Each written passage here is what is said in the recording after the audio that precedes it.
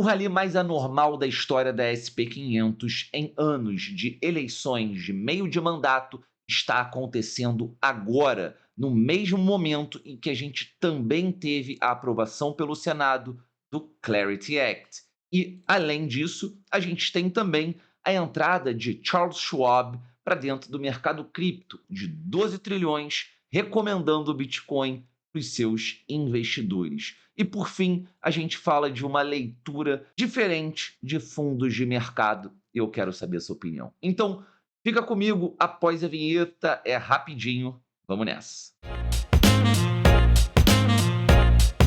Seja muito bem-vindo. Oficialmente você está na Liga Cripto. Eu me chamo Mário, muito prazer. Caso você não me conheça, e é claro, fazendo aquele chabazinho, aquela gentileza logo no início do vídeo, peço o seu like para a gente espalhar a informação. YouTube é fora. E é claro, se é o seu primeiro vídeo, considere se inscrever, ativar o sininho e ficar por dentro dos conteúdos diários que a gente traz aqui sobre o mercado cripto, macroeconomia, tudo para que você esteja melhor informado. Então, vamos nessa, vem comigo. Falando agora do ponto inicial do nosso vídeo, Cauê Oliveira postou sobre a boa performance da SP500 em anos de eleições intercalares, ou midterm years. Então, em 2026, a gente sai de um quase menos 10% de resultado anual para mais 7,79, quase 8% em menos de 2 meses. Nenhum ciclo comparável desde 2002 fez isso. A média histórica nesse mesmo ponto do ano está negativa, e o contexto em que isso aconteceu é o mais preocupante.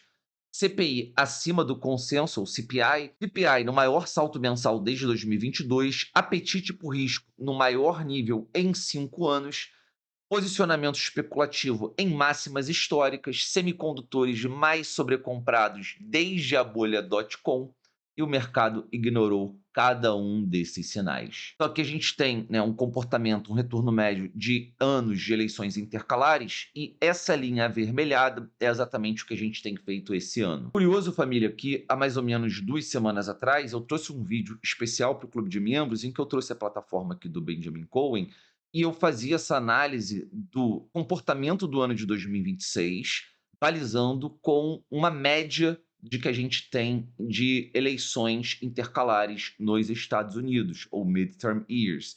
E, na época, 2026 ele estava permeando essa parte superior desse desvio padrão. Ou seja, é como se a gente estivesse numa banda superior, numa leitura otimista, mas não fora do que a gente tinha como expectativa, olhando para trás a performance de anos anteriores, anos, mais uma vez, de eleições intercalares. E agora a gente vê o ano 2026 saindo desse padrão. Realmente, pela primeira vez no ano de 2026, fazendo algo fora da expectativa em comparação com o conjunto de anos em análise aqui em questão. E, como a gente já introduziu, a gente vê a SP500 rumando para máximas históricas, ou seja, a gente está num ambiente agora, apesar de eu estar no gráfico mensal, e a gente pode ver que no gráfico de 4 horas, por exemplo, essa alta teve ali um ligeiro recuo.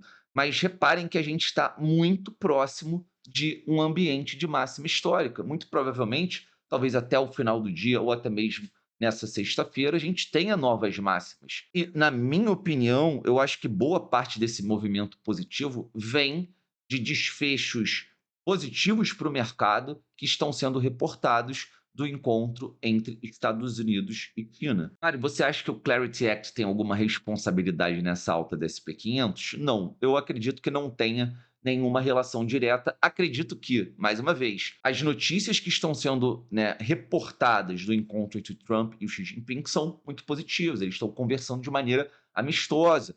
Tem se falado bastante em compras robustas de chips da Nvidia pela China. Na minha opinião, é isso que empurra o mercado de maneira altista no dia de hoje. E a gente fala agora do Clarity Act, com apoio bipartidário nos Estados Unidos. Então, a gente teve hoje o Comitê Bancário do Senado dos Estados Unidos aprovando o Clarity Act a 15-9, né, um apoio bipartidário, com 2 democratas votando a favor. Isso é um grande passo, mas ainda não é lei. Então, esse é um ponto importante do Clarity Act. A partir de agora, ele vai para o plenário do Senado, precisa de mais 60 votos para passar. Depois, reconciliação com a versão da Câmara, que já foi aprovada em julho de 2025.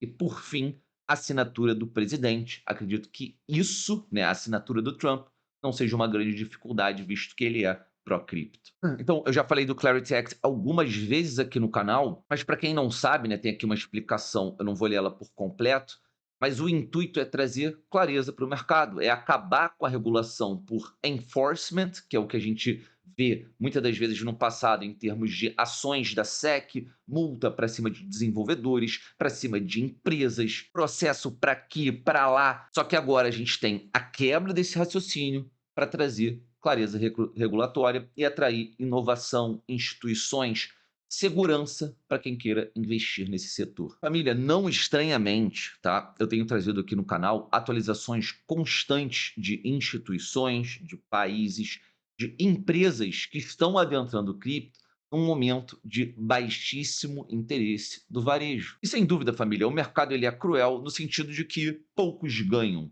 mas ao mesmo tempo o varejo ele é muito culpado por ficar distante, desinteressado exatamente nesses principais momentos do ciclo do Bitcoin. Quem tem um comportamento completamente diferente são instituições financeiras blindadas de emoções de investidores. A gente está falando de Charles Schwab, uma gestora de 12 trilhões em ativos, com mais de 40 milhões de usuários, estão recomendando até 7% em alocações em Bitcoin. Então, como vocês podem acompanhar, até mesmo por diversas fontes, mas eu peguei aqui a do CoinMarketCap, Charles Schwab launches Spot Bitcoin and Ethereum Trading for Retail Clients.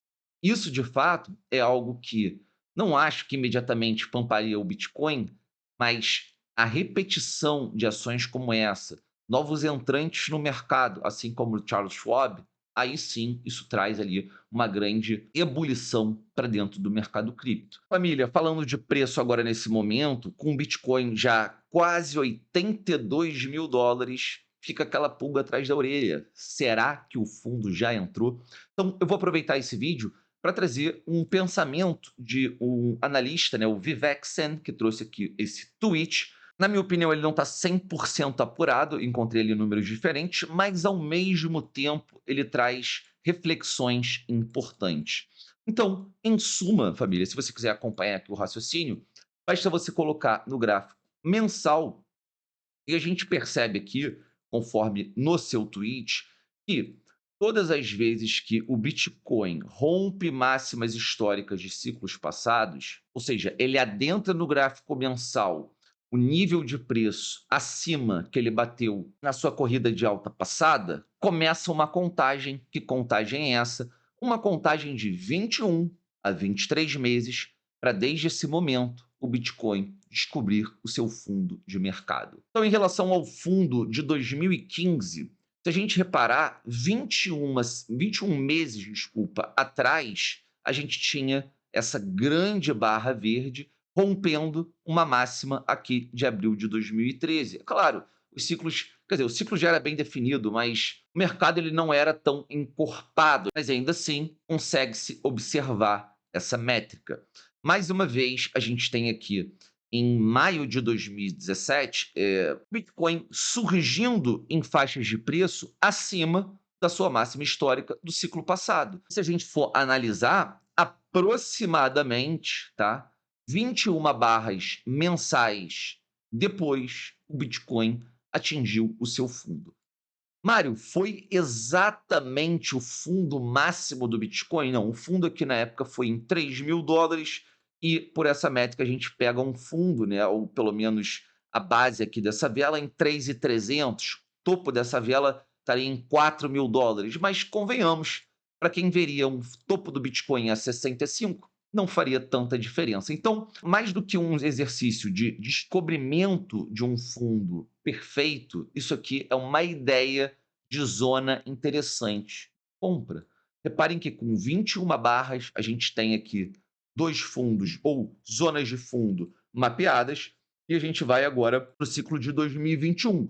Mais uma vez, 2021 rompendo aqui a máxima histórica, Colocando 21 barras à frente, a gente encontra já um Bitcoin a US$ 19.000. No estudo, né, no tweet, ele fala de 21 a 23. Pode reparar aqui que a gente tem algumas leituras dele que fazem 23 barras, outro 21. Na minha leitura gráfica, a gente tem uma maior incidência de 21 barras para a descoberta do fundo. E agora a gente tem essa daqui com 23 barras no caso, que é onde a gente bate exatamente o fundo do Bitcoin em US$ 15.000. Ou seja, família, fazendo o exercício para esse ciclo atual, a gente teria o rompimento, né, não definitivo, mas uma zona de preço acima da máxima histórica de 2021, já aqui em março de 2024. Se a gente colocar 23 barras à frente, família, a gente descobre que, tecnicamente falando, pensando por essa métrica, o fundo seria sim em US$ 60.000. Mais uma vez, não com 21 barras, mas com 23. Beleza. Uma outra forma de a gente ter essa leitura é que, dessa vez, né, quando a gente tem esse rompimento de valor acima da máxima histórica anterior do ciclo passado, a gente não tem ele de forma definitiva, a gente vem abaixo. Então, quando esse rompimento é feito de maneira definitiva, não é necessário isso, tá? Mas a gente está trazendo uma outra interpretação. A gente tem aqui novembro de 2024, ou seja, jogando 23 ou 21 barras à frente, com 21 a gente teria agosto de 2026 e com 23 a gente teria outubro de 2026. Outubro de 2026 sendo exatamente um ano após a descoberta da máxima histórica do Bitcoin, que foi em 2025. Ou seja, a gente também tem estudos, confluências históricas que mostram que o Bitcoin faz fundo um ano depois da descoberta da sua máxima. Ou seja, família, a gente está num imbróglio aqui mais uma vez. Eu acho que é um estudo que bota a gente para refletir, mas traz respostas que a gente já tinha tido anteriormente. Então, para fechar, família, a gente tem um cenário A, que seria o fundo do Bitcoin em US$ 60.000. Diz aí nos comentários se você é do grupo A. Tem o grupo B, que seria em agosto de 2026, o fundo do Bitcoin. Ou seja, a gente faz aqui o grupinho B. E tem o grupo C, que somente em novembro de 2026 a gente teria o fundo do Bitcoin. Fala para mim aí nos comentários, família, grupo A, grupo B ou grupo C, qual é o seu? Eu particularmente acho que a gente tem ainda uma maior probabilidade do grupo B ou grupo C saírem mais certeiros quanto a esse fundo. Acho difícil que o fundo tenha sido em US$ 60.000, mas realmente é impressionante como, utilizando essa métrica do rompimento da máxima do ciclo anterior, colocando 21 ou 23 barras à frente e batendo exatamente aqui nos US$ 60.000, realmente fica aquele gosto de que talvez a gente já tenha visto o fundo. Vocês acham que faz sentido ou vai ser só mais uma métrica que é invencível, que ainda não falhou, mas vai falhar à frente? Então, só o tempo dirá. Ponto aqui, a nível semanal para o Bitcoin, as coisas estão ficando bonitas. São uma sequência de velas verdes aqui muito bacanas, tirando essa semana do dia 27 de abril, que a gente tem uma vela de indecisão, mas a partir daí a gente usou como suporte os US$ 80.000 e agora busca os 85. Família, se forem rompidos os US$ 85.000, aí a conversa fica diferente, né? Eu acho até a probabilidade do fundo ter entrado nos 60 fica maior. Mas enquanto isso não acontece, ainda acho que a gente possa ver correções um pouco mais à frente, visto que a gente ainda está em maio de 2026, entendendo principalmente o que o Bitcoin fez em anos de bear market passados. Beleza? Vou ficando por aqui, família. Deixa o seu like se curtiu, não se esqueça, é muito importante pra gente. Grande abraço, grande beijo e fui.